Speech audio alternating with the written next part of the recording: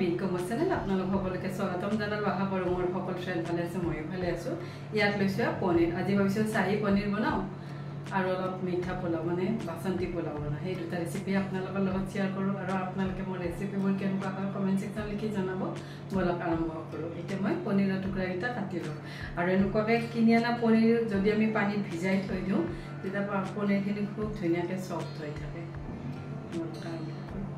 ইয়াতে মই লৈছোঁ পনীৰখিনি মই এনেকুৱাকৈ কিউব আকাৰত কাটি লৈছোঁ। ইয়াতে লৈছোঁ এটা কেৰাহী, ইয়াতে দিলোঁ মই ৰিফাইন তেল। কেৰাহীটো গৰম হ'ব দিছোঁ। ইয়াতে দিলোঁ পনীৰৰ টুকুৰাকেইটা। মই অলপ পনীৰৰ টুকুৰাকেইটা ফ্ৰাই কৰি ল'ম। ইয়াতে দিছোঁ অলপমান নিমখ, অলপ দিছোঁ হালধি পাউডাৰ। এই পনীৰৰ টুকুৰাকেইটা ভালদৰে লৰাই দিছোঁ। এতিয়া যেতিয়ালৈ ব্ৰাউন নহয় গোটেইখিনি ভালদৰে ভাজি লওঁ।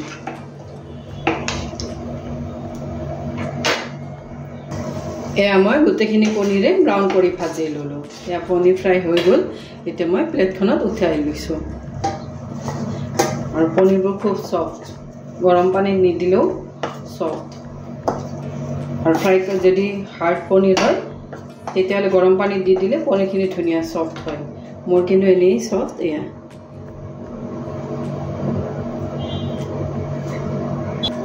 ইয়াতে দিছোঁ লং, ইলাচি আৰু অলপ দিলোঁ দালচেনি।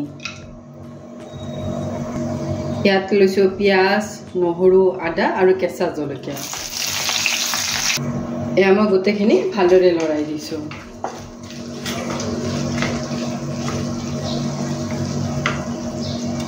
ইয়াতে দিছোঁ বিলাহী মই গোটেইখিনি পেলাই দিছোঁ। দি গোটেইখিনি আকৌ অলপ লৰাই দিছোঁ।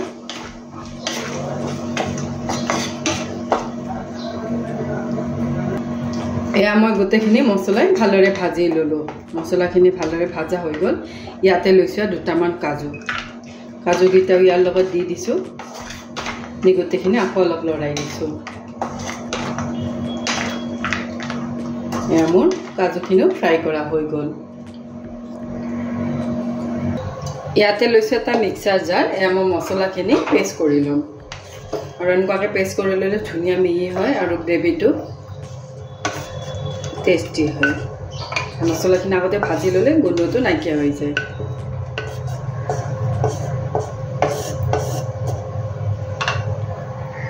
এইখিনি মিহিকৈ পেষ্ট কৰি ল'ম। এয়া মই এইখিনি মিহিকৈ পেষ্ট কৰি ল'লোঁ। ইয়াতে দিলোঁ বনাই লোৱা পেষ্টটো।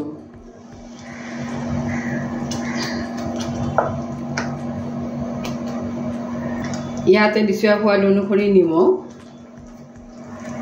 ইয়াতে দিছোঁ হালধি পাউডাৰ। গোটেইখিনি মছলাই ভালদৰে ভাজি ল'ম আৰু এইবোৰ যিমানে ভাজা হয় গ্ৰেভিটো সিমানেই টেষ্টি হয়। এয়া মই গোটেইখিনি ভালদৰে লৰাই দিছোঁ।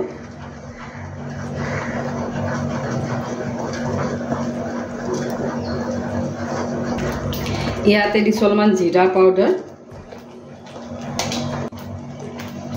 ইয়াতে দিছোঁ অলপ ধনিয়া পাউডাৰ।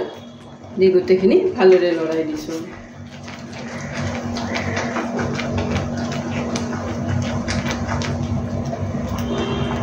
ইয়াতে দিছোঁ অলপ ৰঙা জলকীয়া পাউডাৰ।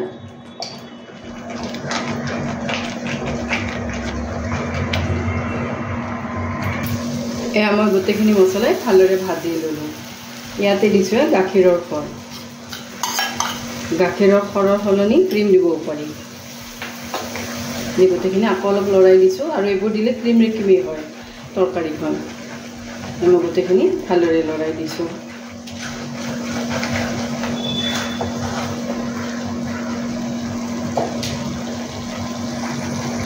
এয়া মই গোটেইখিনি আৰু অলপ ভাজি ল'লোঁ। লৈ ইয়াতে দিলোঁ মিক্সাৰ জাৰটো আখলি পানী।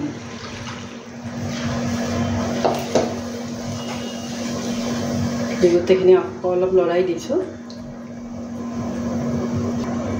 ইয়াতে দিলোঁ পনীৰ। দি গোটেইখিনি ভালদৰে লৰাই দিছোঁ আৰু এইবোৰ বনাওঁতে খুব সহজ, বেছি সময় নালাগে। এনেকুৱাকৈ বনালে দি ভালদৰে উতল তুলি ল'ম। এয়া মোৰ আঞ্জাখন ভালদৰে উতলি গ'ল। মই 5 মিনিটমান ভালদৰে বইল তুলি লৈছোঁ লো ফ্লেমতে। ইয়াতে লৈছে কচুৰি মিঠি দিলোঁ ইয়াৰ ওপৰে এইবোৰ কিন্তু ভাজি লোৱা কচুৰি মিঠি আৰু ভাজি লোৱা কচুৰি মিঠি দিলে ফ্লেভাৰটো খুব ধুনীয়াকৈ ওলায়। মই গোটেইখিনি ভালদৰে লৰাই দিলোঁ। ইয়াতে দিছোঁ ধনিয়া পাত। এয়া মোৰ ৰেডি হৈ গ'ল চাহী পনীৰ আৰু খুব সহজ এনেকুৱাকৈ বনালে আৰু টেষ্টিও হয়। এয়া ৰেডি হৈ গ'ল। এতিয়া মই গেছৰ ফ্লেমটো বন্ধ কৰি দিছোঁ। ইয়াত মই লৈছোঁ গোবিন্দভোগ চাউল 2 বাটি। এইখিনি ভালদৰে মই চাফা কৰি লৈছোঁ। লৈ এতিয়া ধুই লওঁ। এয়া মই চাউলখিনি 3বাৰমান ভালদৰে ধুই ল'লোঁ। ইয়াত লৈছোঁ এটা বাটি আৰু ইয়াত লৈছোঁ এনেকুৱা এখন জালি থকা বাটি। ইয়াতে মই দিলোঁ চাউলকেইটা আৰু এনেকুৱাকৈ ৰ'দত শুকাইও ল'ব পাৰি, তেতিয়াও হয়। মই জলদি বনাম বাবে মই এনেকুৱাকৈ দিছোঁ। এনেকুৱাকৈ অলপ মেলি দিছোঁ যাতে চাউলৰ পানীখিনি শুকাই যায়। এয়া মোৰ চাউলখিনি 10 মিনিটমান হৈ গ'ল। ইয়াতে দিছোঁ ঘি দিছোঁ 1 চামুচ আৰু অলপমান। ইয়াতে দিছোঁ হালধি পাউডাৰ। ইয়াতে দিছোঁ আদাখিনি মই খুন্দি দিয়া নাই, এনেকুৱাকৈ সৰুকৈ কাটি দিছোঁ। পেষ্ট কৰিও দিব পাৰি, মই সৰুকৈ কাটি দিছোঁ। আৰু ইয়াত কেঁচা জলকীয়াও দিব পাৰি, মই কিন্তু কেঁচা জলকীয়া দিয়া নাই, আদা অলপ বেছিকৈ দিছোঁ। গোটেইখিনি ভালদৰে লৰাই দিছোঁ।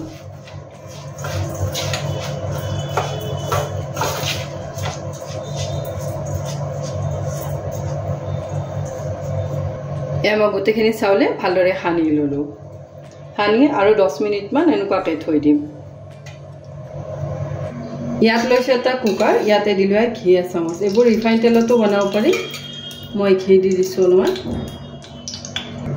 ইয়াতে দিছোঁ লং, ইলাইচি আৰু অলপ দিলোঁ দালচেনি। ইয়াতে দিছোঁ তেজপাত। ইয়াতে দিছোঁ কাজু আৰু কিচমিচ। গোটেইখিনি ভালদৰে লৰাই দিছোঁ। আৰু এইবোৰ কেৰাহীটো বনাব পাৰি, কিন্তু কুকাৰত বনালে জলদি হয় বাবে মই কুকাৰত বহাই দিছোঁ। মই গোটেইখিনি মছলাই ভালদৰে ভাজি ল'লোঁ। কাজু কিচমিচখিনিও ভাজি ল'লোঁ।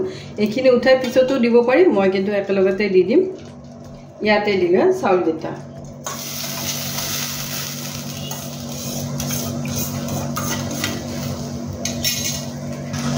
গোটেইখিনি ভালদৰে লৰাই দিছোঁ।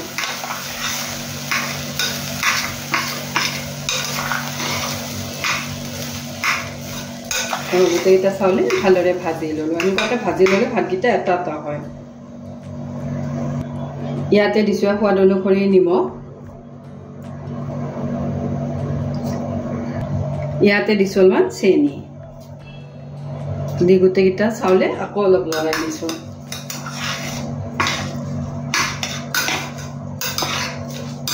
আৰু গোটেইখিনি ভালদৰে লৰাই দিলোঁ। ইয়াতে দিছোঁ পানী। ইয়াতে মোৰ 2 বাটি চাউল আছিল, ইয়াতে মই 3 বাটি পানী দিম। মই আৰু অলপমান পানী দিম।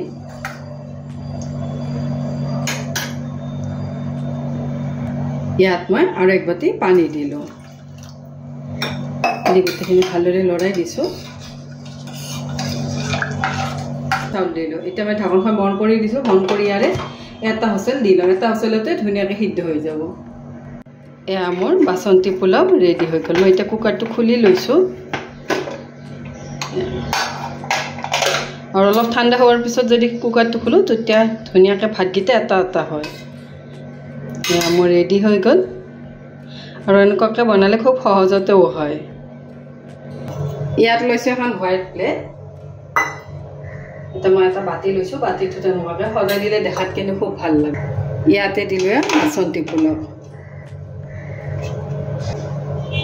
এনেকুৱাকৈ বাতিত সজাই দিলে বাতিটো খুব ধুনীয়া লাগে, মানে দেখাত বাতি হয়।